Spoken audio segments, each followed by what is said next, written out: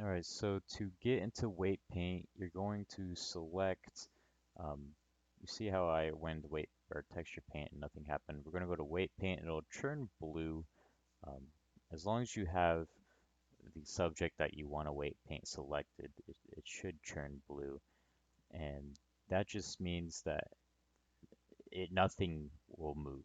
All right, if it's blue, it means it will not move at all. And you can shift right click on different parts of his body and it'll give you a vertex group as you can see over here. Um, like this is all the vertex groups and it's quite ridiculous because Blide has a ridiculous amount of vertex groups.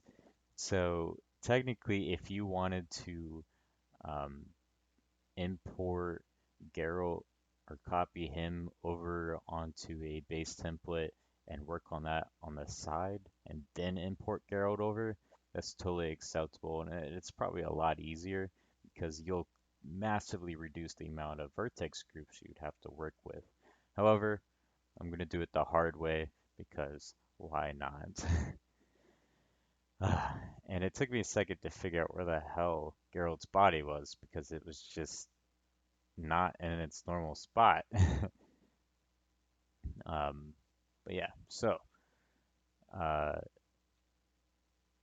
so on the right side, I just selected a random vertex group. In this case, it was, I think, pelvis, but most of the newer vertex groups are going to be at the top, hopefully. If you have something as ridiculous as this, you just kind of have to hope.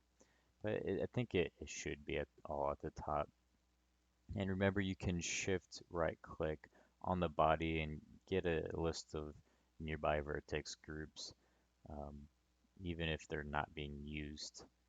But when I click on one of these vertex, I want to make sure that everything's good. And since this is his head, we're going to make sure we go to add and we're going to add, I think draw does the exact same thing, but we're going to make his entire head red because when his head moves, we want the weight paint to say, hey, the head bone moves, so everything that's connected to the head should move too. Which in this case, I'm going to include his ponytail because it just makes sense that his ponytail moves as part of his head.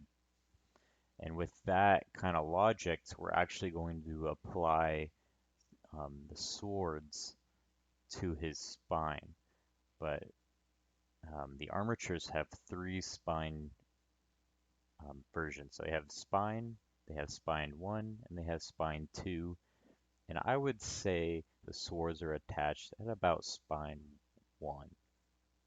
Anyway, so once you've painted him up and you make sure you got him where you want him, you click on the weights and you click on smooth and change this until you get a pretty smooth edge on what degree of movement you want. And what you absolutely must do is double check the head and see if there's anything else. So I have like, let's say if I have chest selected, it makes no sense that his head moves.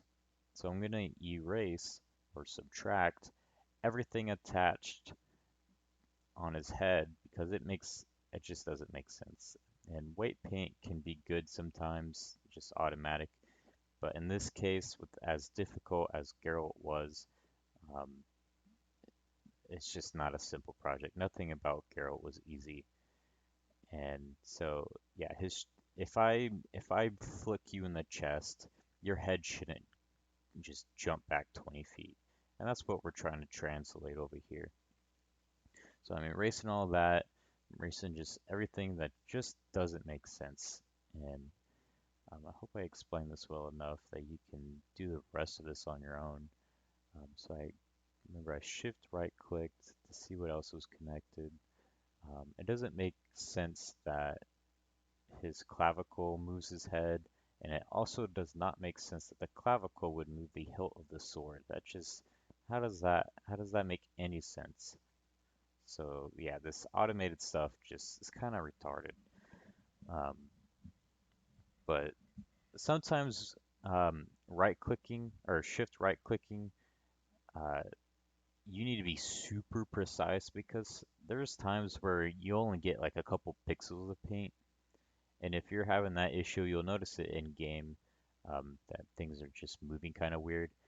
You may just have to select each one of these one by one until you can figure out what's affecting it.